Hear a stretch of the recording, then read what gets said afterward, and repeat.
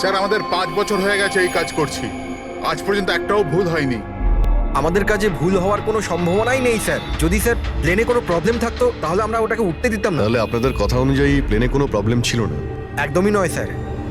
তাহলে প্লেনটা ক্র্যাশ হলো কি করে? হ্যাঁ, 4 জন মারা গিয়েছেন, কে দায়িত্ব নেবে তার?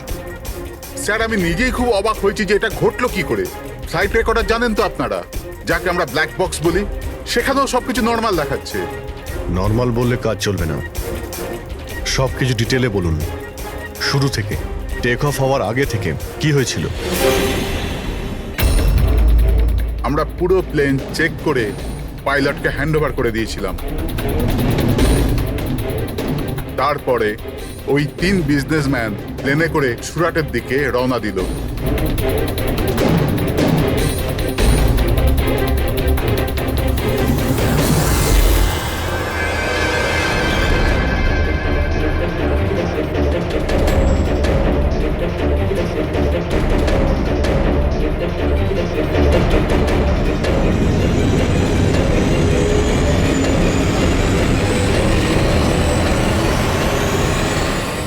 স্যার আমরা টেক অফের পারমিশন রেডিওর ফ্রিকোয়েন্সি থেকে পাই, মেন টাওয়ার থেকে। কাল আমাদের পুরো ইনফরমেশন পাওয়ার পরই আমরা টেক অফের প্রক্রিয়া শুরু করেছি। হ্যাঁ ফ্রেডি, কি? আচ্ছা, ওকে ওকে ওকে, হ্যাঁ ঠিক আছে, আমরা দেখছি। কি হয়েছে স্যার? মদনকে যে নাম্বার থেকে হুমকি দেওয়া ফোন করা হয়েছিল সেটা ক্র্যাশের দিন এখানেই ছিল, এই এয়ার স্ট্রিপেই। স্যার ফোনটা যদি এখানেই থেকে থাকে তাহলে এটা ভিতরের কোনো লোকের কাজ। কি? হ্যাঁ, না স্যার, আমরা কাউকেই কোনোদিন হুমকি দিয়ে ফোন করিনি। তোমরা না করলে কি বাইরের কেউ এসে করে গেছে? এই তোমাদের সিকিউরিটি এয়ার স্ট্রিপের? যদি ওই লোকটা এখানে এসে থাকে তাহলে কিছু না কিছু তো এখানে নিশ্চয়ই ফেলে গেছে, চেক করে দেখি। স্যার এই জায়গাটা তো পুরো পরিষ্কার, ও যদি কোথাও লুকায় তাহলে ওই হ্যাঙ্গারের কাছে কোথাও লুকিয়েছিল। ঠিক আছে, ওখানে দেখি। আপনারা আসুন আমাদের সঙ্গে।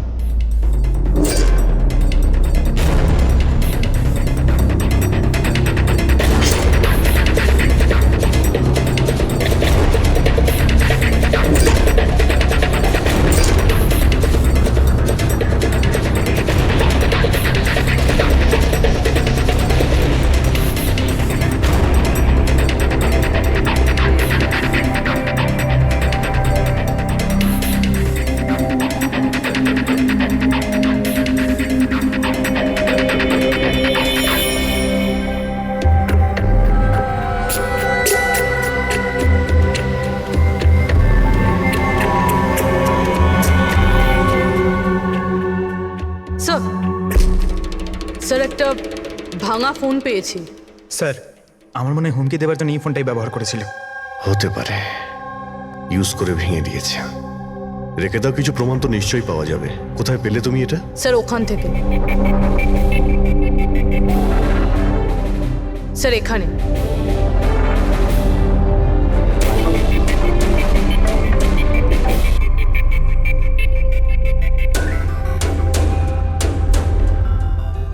স্যার এই দেখুন, এখানে কানের মতো কিছু একটা দেখা যাচ্ছে। হ্যাঁ, তুমি তো ঠিকই বলেছ। ফোনটাও এখানে পাওয়া গেল, আর এই চিহ্ন। এমনটা নয় তো যে ওই অপরাধী এখানে হেলান দিয়ে ফোনে কথা বলছিল আর আমাদের জন্য ও প্রমাণ রেখে গেছে এখানে। একটা কাজ করো, এর ছবি তুলে নাও। স্যার কানের চিহ্ন দিয়ে কিছু বোঝা যাবে? আরে কিছু না কিছু তো পাওয়া যাবে। ডক্টর সালুকাকে দেব, উনি শিওর কিছু করবেন।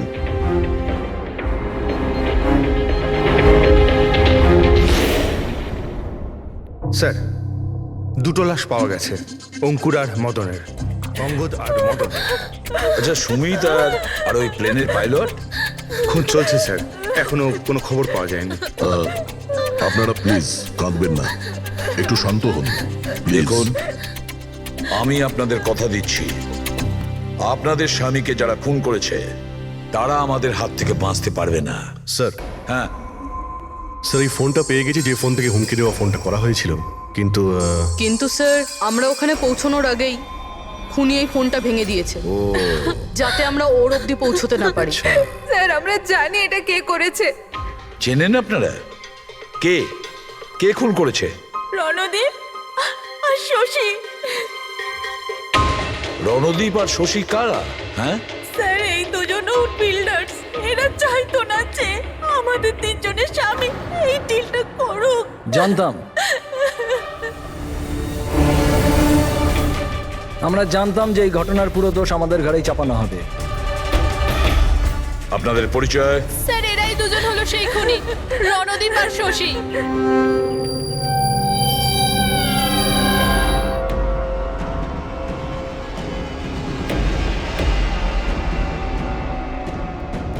জানি না এই মহিলাদের আমাদের সঙ্গে কি শত্রুতা আছে, যাই হোক না কেন আমাদের উপরই সবসময় দোষারোপ। আর আগেও একবার এরা আমাদের মিথ্যে অভিযোগে গ্রেফতার করিয়েছিল। আচ্ছা, কোন অপরাধে গ্রেফতার করিয়েছিল আপনাদের? আমাদেরও একটু বলুন। স্যার প্রথমবার যখন অঙ্কুরকে কল করে হুমকি দিয়েছিল তো আমি পুলিশে রিপোর্ট লিখিয়েছিলাম এই রণদীপের বিরুদ্ধে। আর পুলিশ আমাকে গ্রেফতারও করেছিল, কিন্তু পরে আমি নির্দোষ প্রমাণিত হই। হ্যাঁ স্যার, আসলে ওই হুমকি দেওয়া ফোন ওই গ্রামবাসীদের ছিল যাদের জমি এরা নিতে চেয়েছিল। হ্যাঁ ওই গ্রামের লোকগুলো তো এখনো জেলেই আছে, তো এই বাজে কাজটা তোমরা ছাড়া আর কে করতে পারে? দেখলেন স্যার, আবার আমাদের ওপর অভিযোগ। যদি আমরাই হামলা করে থাকি তাহলে সিআইডির কাছে আমরা কেন আসবো? কোনো ব্যাপার না, খুব তাড়াতাড়ি সমস্ত সমস্যার সমাধান হয়ে যাবে। হ্যাঁ, কারণ আমরা ওখানে অপরাধীর কানের চিহ্ন পেয়েছি। আর ব্যাস, সেটা থেকে তো আমরা পুরোটা জেনেই যাব যে খুনি কে। এই দেওয়ালে যে কাঁচা রং ছিল ওখানে এই যে কানের ছাপটা দেখা যাচ্ছে, এই কানের ছাপটা দেখো, কিছু দেখতে পাচ্ছ এতে? ওই কানের প্রিন্টে স্টারের মতন দেখতে কিছু ইমপ্রিন্ট আছে। আরো একটা কথা, এই যে অপরাধী এ সমুদ্রের আশেপাশে থাকে। এইটা কিভাবে জানতে পারলেন স্যার? আমি বলছি, এই ফোনটা, এই ফোনের যে ভাঙা অংশটা, এর ওপর আমি কিছু সমুদ্রের বালি আর মাছের কাঁটার টুকরো পেয়েছি। আচ্ছা আচ্ছা, তো যখন ওই লোকটা তার জুতো দিয়ে ফোনটা ভেঙেছিল তখন ওই বালি আর ওই মাছের কাঁটা জুতো থেকে বের হয়ে ফোনের মধ্যে চলে আসে। জুতোয় বালি আর এই তো মাছের মাথা কাঁটা। খুলেছে। হতে পারে ওই লোকটা ফিশ মার্কেটের আশেপাশে থাকে। এখানে তো দুটো ফিশ মার্কেট আছে, একটা ভার্সোবা জেটিতে আর একটা মার্ড আইল্যান্ডে। ব্যাস, তাহলে আমাদের কাজ হয়ে গেছে। এই দুটো ফিশ মার্কেটে গিয়ে খোঁজ নাও আর দেখো এমন কেউ আছে যে কানের মধ্যে স্টারের শেপের ইয়াররিং পড়েছে।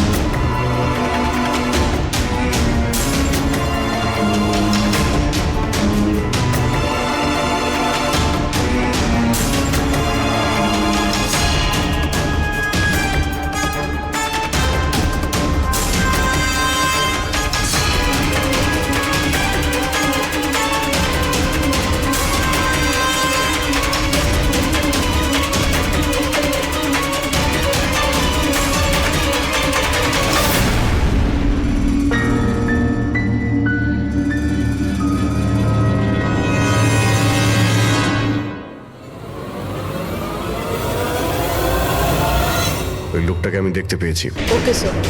সবাই চলে এসো। Okay sir.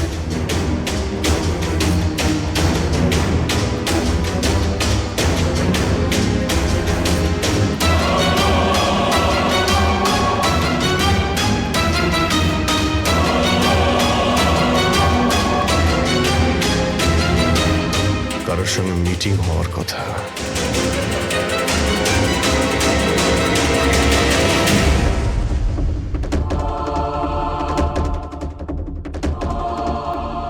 এই লোকটা কে চিনতে পারছি না তো।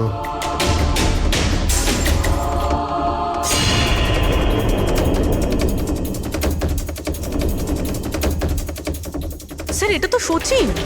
এয়ারপোর্ট অথরিটিজ মরে যাওয়া পাইলটদের লিস্টে এর ছবি দেখিয়েছিল। এই পাইলটটা সচিন, এই সচিন বেঁচে আছে? স্যার ও যদি প্লেন ক্র্যাশে মারা না যায় তাহলে এই এখানে লুকিয়ে কি করছে? তাই তো, সামনে আসছে না কেন? চলো গিয়ে জিজ্ঞাসা করি।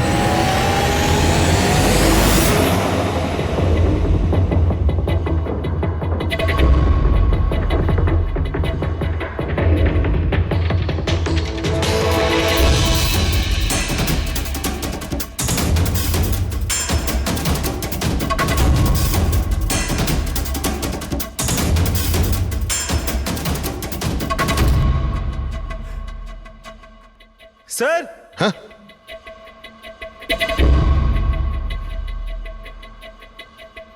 স্যার এ তো মারা গেছে। মারা গেছে? ওই দেখুন স্যার, সচিন পালাচ্ছে।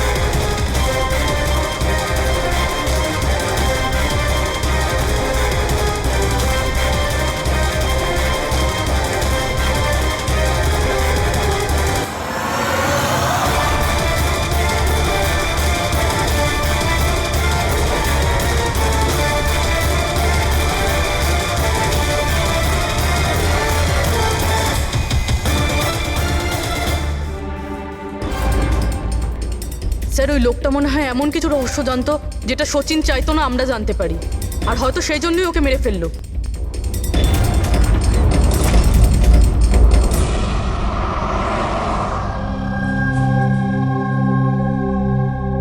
স্যার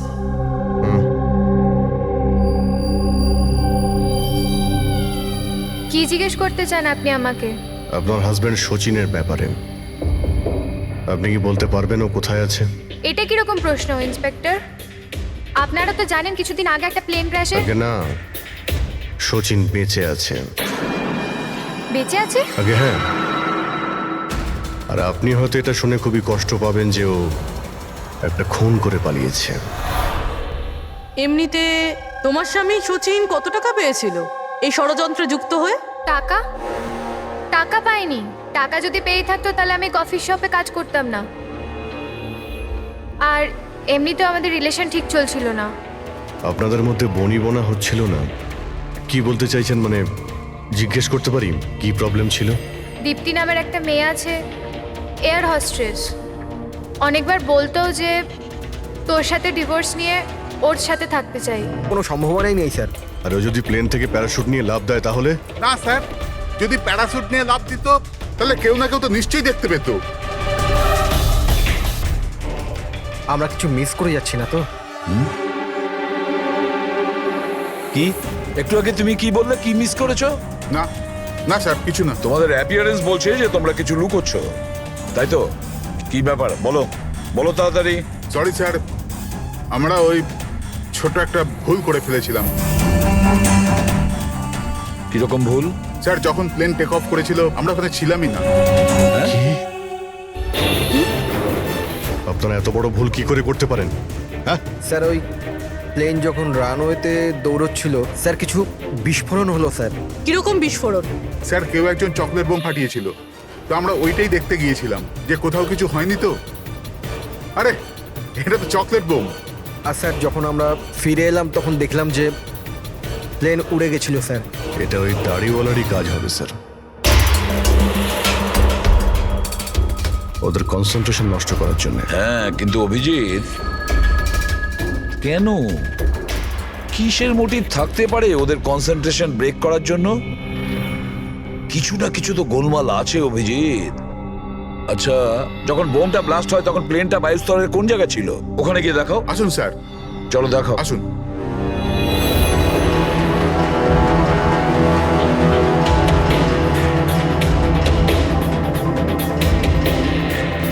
এক মিনিট, অভিজিৎ, এ তো রক্ত, শুকিয়ে যাওয়া রক্ত। স্যার রক্তের রং দেখে মনে হচ্ছে খুব বেশি পুরনো নয়, আজ বা কালকেরই। এই রক্ত কার রক্ত? এটা এখানে এলো কি করে? জানি না স্যার। জানি না, সব প্রশ্নের একটাই উত্তর তোমাদের, জানি না। তাহলে জানোটা কি তোমরা? স্যার এয়ারস্ট্রিপের রক্ত মানে কিছু না কিছু হয়েছিল এখানে। এটা তো পরিষ্কার, কিন্তু কি হতে পারে? আর এই রক্ত, এটা কার রক্ত?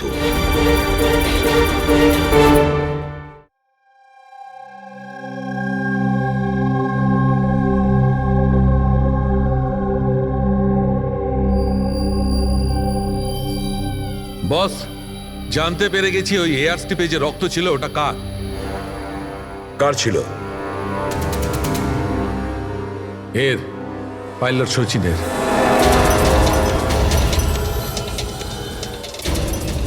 পাইলট সচিনের রক্ত?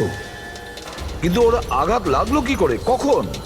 স্যার যখন আমরা ওকে জেটিতে দেখেছিলাম তখনও একটা স্লিং ব্যান্ডেজ পড়েছিল, আর ওর হাতে ব্যান্ডেজও বাঁধা ছিল। কিন্তু ইঞ্জিনিয়ার আমাদের এটা বললো যখন সচিন টেক অফের জন্য যাচ্ছিল ও একদমই ঠিকঠাক ছিল, ওর হাতে কোনো রকম ব্যান্ডেজই ছিল না। এটার একটাই মানে দাঁড়ায় অভিজিৎ, সচিনের আঘাত এয়ার স্ট্রিপের সময়ই হয়েছে। প্লেনটা টেক অফ হওয়ার আগেই সচিন এয়ার স্ট্রিপে পড়ে যায়, আর ওর তখনই আঘাতটা লাগে। ঠিক এইরকমই হয়ে থাকবে বস, কারণ এই জন্যে সচিন প্লেন ক্র্যাশে মারা যায়নি, কারণ সচিন প্লেনে ছিলই না। কিন্তু ডক্টর সালুকে কেউ তাহলে সচিনকে প্লেন থেকে লাফাতে দেখেনি কেন? আরে ওই দাঁড়িয়েওয়ালা ওখানে বাজি ফাটিয়েছিল না ওদের সরানোর জন্যে। এগুলো সব সচিন আর ওই লোকটার প্ল্যান ছিল।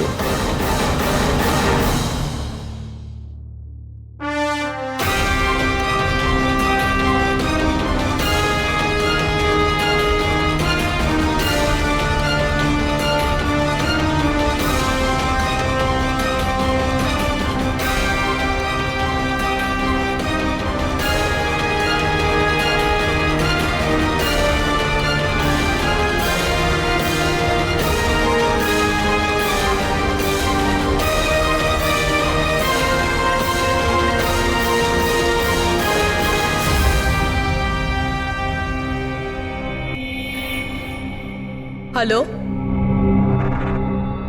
ওকে, থ্যাংক ইউ স্যার। সচিনের ওই গার্লফ্রেন্ড দীপ্তি যে সিঙ্গাপুরে থাকে, ওর নাম্বার পেয়ে গেছি। সচিন কি হয়েছে ওর? ও ঠিক আছে তো? দীপ্তি, একটা কথা বলো, শেষবারের মতন সচিনের সঙ্গে তুমি কবে কথা বলেছিলে? 2 দিন আগে। 2 দিন আগে? কিন্তু সচিনের ওয়াইফ তো আমাদের বলেছে তোমাদের দুজনের সম্পর্ক ভেঙে গেছে। না, হয়তো ওর বউকে এটা বলেনি যে ও আমার সাথে মিট করতে সিঙ্গাপুরে আসছে। আচ্ছা, সচিনের কবে আসার কথা সিঙ্গাপুরে? 1 সপ্তাহ বাদে। ও,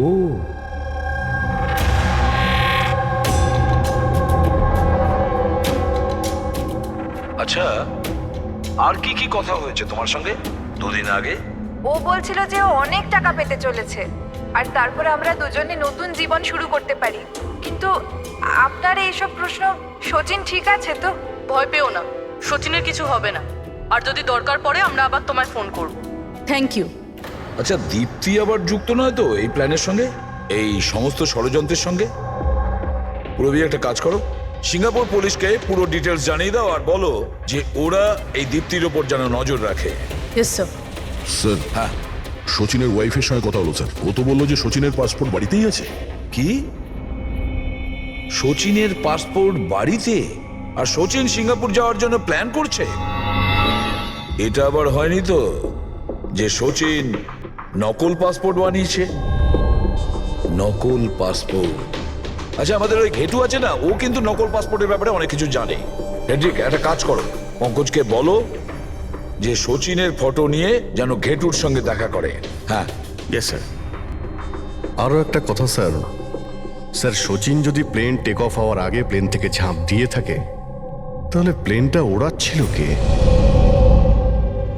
আর যখন ও প্লেন থেকে ঝাঁপ দিল তখন এই মদন, অঙ্কুর আর সুমিত এরা চিৎকার চেঁচামেচি করলো না কেন? চুপচাপ বসেছিল কেন? বস, প্লেন থেকে পড়ে গেলে এরকম সুযোগ পাবে কি করে? এরা তিনজনেই তো অজ্ঞান ছিল। কিন্তু স্যার এরা জ্ঞানটা হারালো কিভাবে? পূর্বী এদের তিনজনের পেটের মধ্যে ব্ল্যাক কফি ছিল, আর ওই ব্ল্যাক কফিতেই নেশাদ্রব্য মেশানো ছিল। কি? ব্ল্যাক কফির সঙ্গে নেশার ওষুধ? I am boarding. আপনার কফি। Thank you. তাহলে নিশ্চয়ই এটা শচীনের প্ল্যানের পার্ট ছিল। স্যার একটা প্রশ্নের উত্তর এখনো পাইনি। বিনা পাইলট নিয়ে প্লেনটা উড়লো কিভাবে? এর উত্তর হলো UAS. UAS, আনইন্টারাপ্টেবল auto pilot system.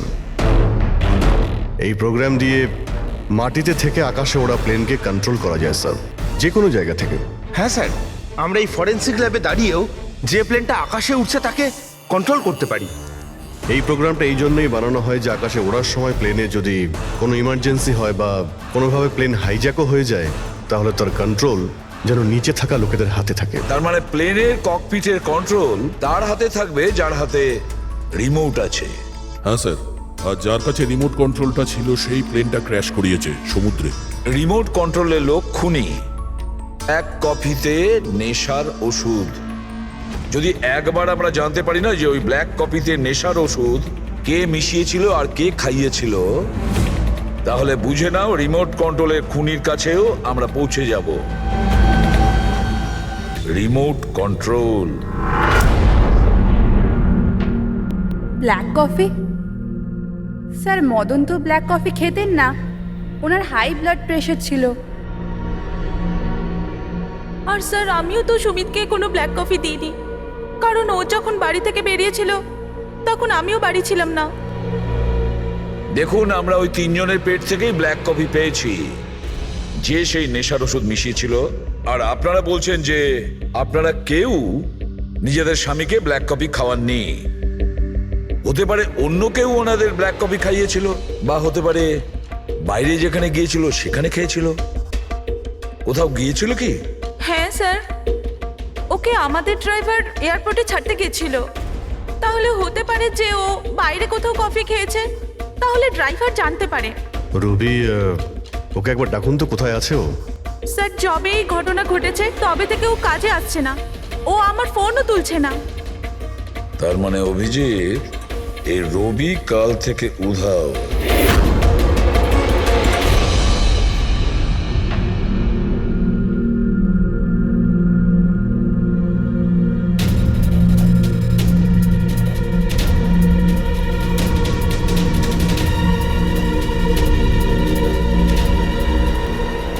সরজান please একটু দেখি তো কি হয়েছে এখানে। দেখুন স্যার, এখানে খুব গন্ধ আসছে, আর এক্ষুনি পুলিশকে ফোন করেছিলাম কিন্তু এখনো কেউ আসেনি।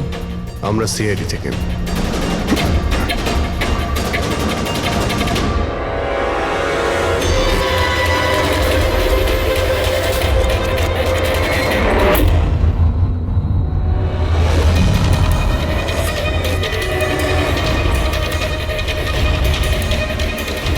স্যার আরও একটা খুন।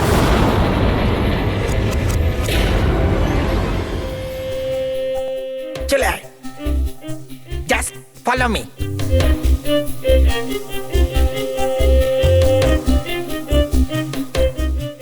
পঙ্কজ, চুপচাপ আমার পেছন পেছন চলতে থাকবি যতক্ষণ আমি এখানে আছি। তোর ঘাবড়ানোর কোনো দরকার নেই। এই যে ঘেটু, আমি না ভয় পাই না, আমি একজন সিআইডি অফিসার। চুপচাপ চল, ফলো মি, ওইদিকে চল।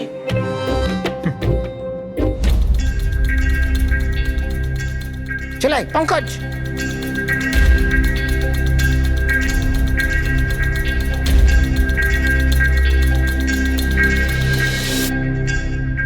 কি বন্ধু, শুনেছি তুমি খুব সুন্দর পাসপোর্ট বানাও। কে বললো? আমার একটা বন্ধু বলেছে। বন্ধু? কে বন্ধু? না, আমি চিনি না একে।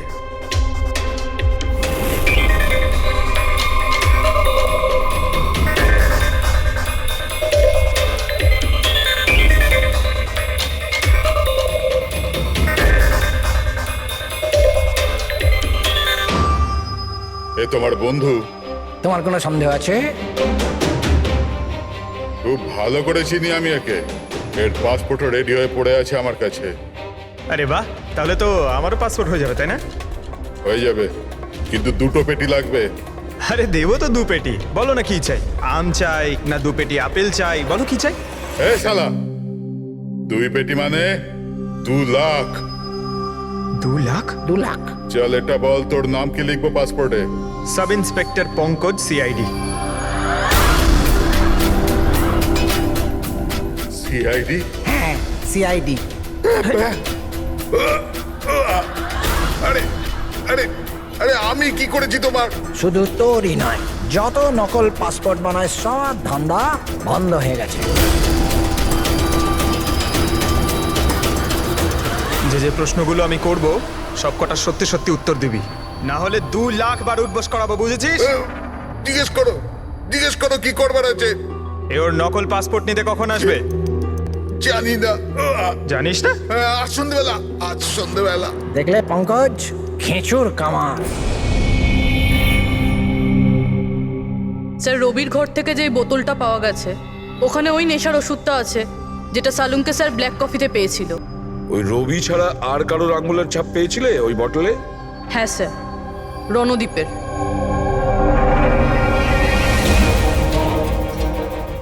রণদীপ, এই রণদীপ বিউরোতে এসে চেঁচিয়ে চেঁচিয়ে নিজেকে নিজেকে নির্দোষ প্রমাণিত করতে চাইছিল না? প্রথমে রবিকে ব্যবহার করে খুন করানোর জন্য, তারপর রবিকেই মেরে ফেলে। স্যার, আমি রণদীপকে অনেকবার ফোনে ট্রাই করেছি, কিন্তু ওর ফোন বন্ধ আসছে। একবার এই সুচিরকে যদি আমরা পাই না, ওই আমাদের পৌঁছে দেবে রণদীপের কাছে। সন্ধেবেলায় তো ও আসছে নিজের নকল পাসপোর্ট নেওয়ার জন্য।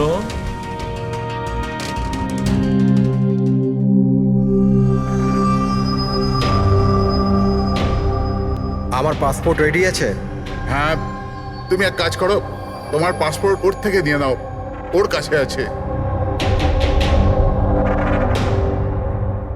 আরে ভাই তাড়াতাড়ি করো, আমার কাছে বেশি সময় নেই।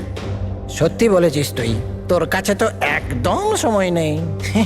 ব্যাস, এইটা, এই ফটোটা চিপকে দি। এটা কি ধরনের মজা? মজা নয়, এটা সিআইডির উপহার। সিআইডি? বল, ওই প্লেন ক্র্যাশটা কি করে করেছিলি তুই?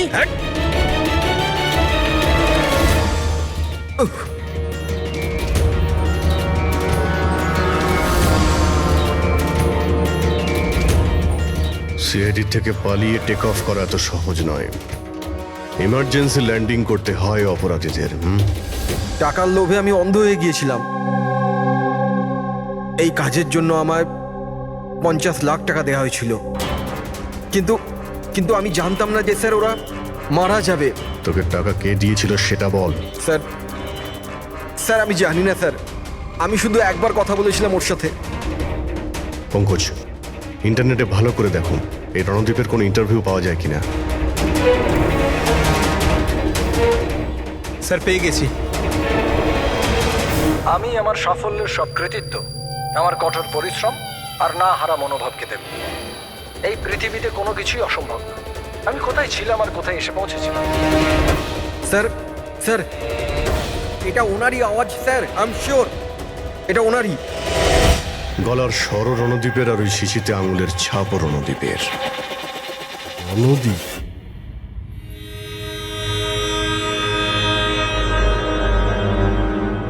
স্যার, সামনে গিয়ে রাইটে। স্যার, এই রণদীপের ফোন তো অফ বলছে, ওর লোকেশন কি করে ট্র্যাক করব? আরে ফোন বন্ধ তো কি হয়েছে পঙ্কজ, ওর ভিডিওটায় মনে আছে? ওই ভিডিওটার মধ্যে ওর হাতে একটা ব্রেসলেট পড়েছিল। আমি ওই ইন্টারভিউ দ্বিতীয়বার চেক করেছি। কিন্তু স্যার, ব্রেসলেট দিয়ে লোকেশন কি করে ট্র্যাক করব? পঙ্কজ, ওটা কোনো অর্ডিনারি ব্রেসলেট নয়। ওই ব্রেসলেটে জিপিএস ট্র্যাকিং লাগানো আছে। আর এরকম ব্রেসলেট বেশিরভাগ টাইপ 1 ডায়াবেটিসের লোকেরাই পরে। ব্রেসলেটে জিপিএস থাকে স্যার? হ্যাঁ, তার কারণ হলো যে ওর শরীর যদি কোনো সময় খারাপ হয়ে যায় বা ওর মাথা ঘুরে যায়, তাহলে ওর পরিবারের লোকেরা জিপিএস এর সাহায্যকে সহজেই ট্র্যাক করতে পারবে। কিন্তু স্যার, এই জিপিএস বলছে রণদীপ।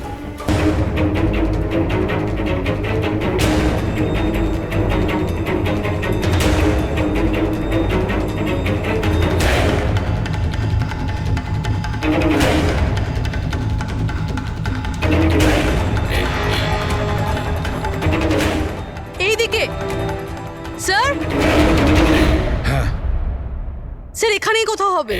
ওর হার্ট রেট ক্রমশ কমে আসছে। হার্ট রেট ক্রমশ কমে যাচ্ছে, এদিকেই ও কোথাও আছে। দাঁড়া দাঁড়া, এই মাটিটা অন্যরকম মনে হচ্ছে কেন? এই মাটির নিচে আবার নেই তো? হতে পারে।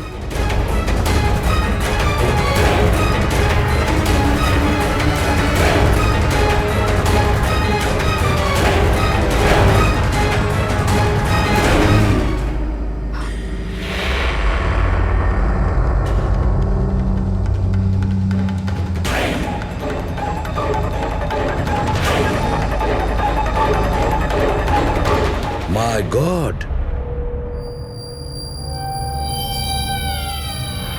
বেঁচে আছে? স্যার,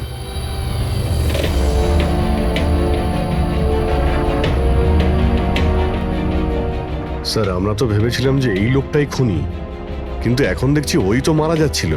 স্যার, আমার মনে হয় না রবির খুন রণদীপ করেছে বলে, কারণ ব্যুরো থেকে বেরোনোর পরে ওর ব্রেসলেটের লোকেশন এখানটাই ছিল, ও অন্য কোথাও যায়নি। তার মানে যে শচীনকে টাকা দিয়েছিল সে রণদীপ ছিল না, অন্য কেউ ছিল। কিন্তু স্যার, ভয়েস তো ওরই ছিল, গলার আওয়াজ তো ওরই ছিল। পুরবি আওয়াজ চেঞ্জ করে কথা বলা কোনো ব্যাপার না। আর আজকাল স্যার এমন এমন মোবাইলের অ্যাপ এসছে যার সাহায্যে যে কেউ যে কোনো আওয়াজে কথা বলতে পারে। কিন্তু কে কে সে যে রণদীপকে ফাঁসানোর চেষ্টা করেছিল? সে কে ছিল যে কিনা নিজের ভয়েস চেঞ্জ করার অ্যাপ ইউজ করেছিল?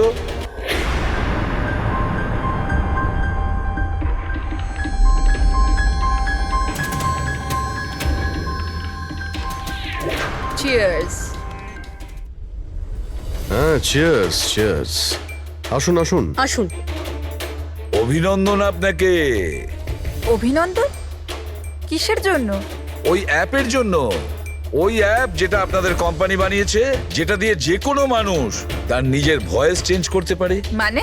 হ্যাঁ, একবার শুনবেন?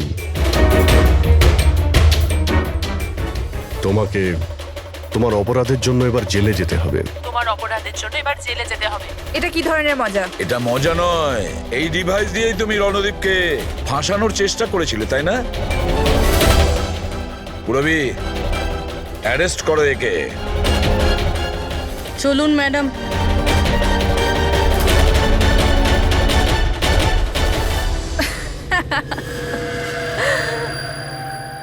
এত কিসের তারা আছে সিআইডি?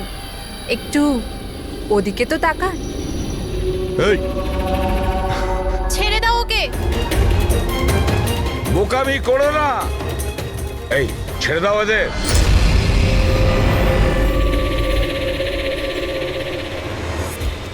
মাই গড, তাড়াতাড়ি ওঠো।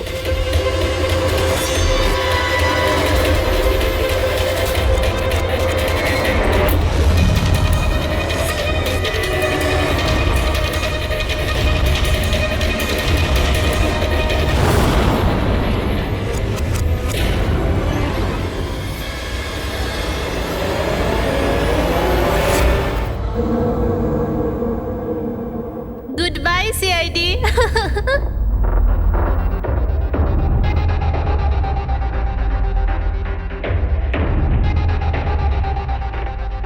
ওয়েল ডান গার্লস, আজ পর্যন্ত বড় বড় অপরাধী যেটা করতে পারেনি সেটা আমরা করে দেখিয়েছি। সিআইডি তো পাগল হয়ে গেছে মনে হয়। আরে ওসব তো ঠিক আছে, কিন্তু আমরা যাব কোথায়? অরিজিনাল প্ল্যান তো আমরা ভেস্তে ফেলেছি। ভেবে দেখি, কোনো না কোনো রাস্তা তো পেয়েই যাব।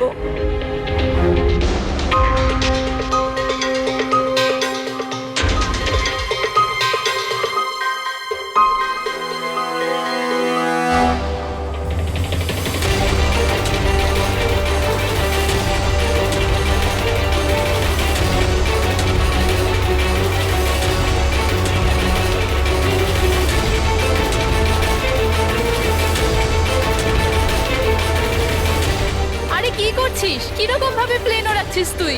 আরে আমি চালাচ্ছি না রে। তুমি তো বলেছিলে যে তুমি প্লেন চালাতে পারো। আরে আমি এটা করছি না, এটা নিজে থেকে হচ্ছে। ও নো, প্লেন তো নিচে যাচ্ছে।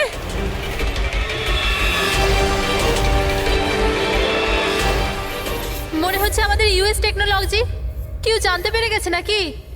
কিন্তু কি করে?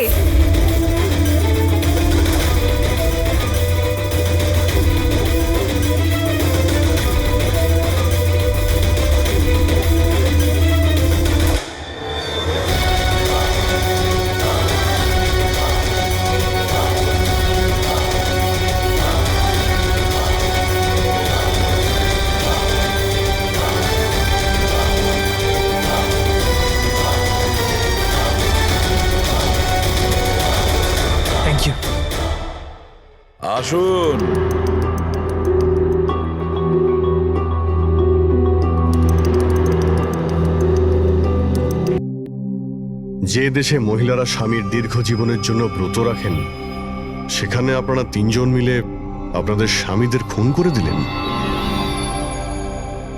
নিশ্চয়ই কোনো উপযুক্ত কারণ ছিল এর। হ্যাঁ, কারণ ছিল। আমাদের হাজবেন্ডরাও ধোয়া তুলসী পাতা ছিল না। হ্যাঁ, লোকেদের কাছে তো এমন দেখাতো যে ওরা আমাদের খুব ভালোবাসে, কিন্তু বাড়িতে কিছু অন্য গল্প হতো। না আমরা কোনো ভালোবাসা পেলাম, আর না কোনো সম্মান। অঙ্কুর তো কতবার রিয়ার উপর হাতও তুলেছিল, হসপিটালেও ভর্তি হতে হয়েছিল ওকে। এই সব থেকে বিরক্ত হয়ে আমরা আমাদের স্বামীদের কল করে হুমকি দিচ্ছিলাম, আর ভাবলাম সুযোগ ভালো আছে, তাই আমরা ওদের মেরে ফেললাম।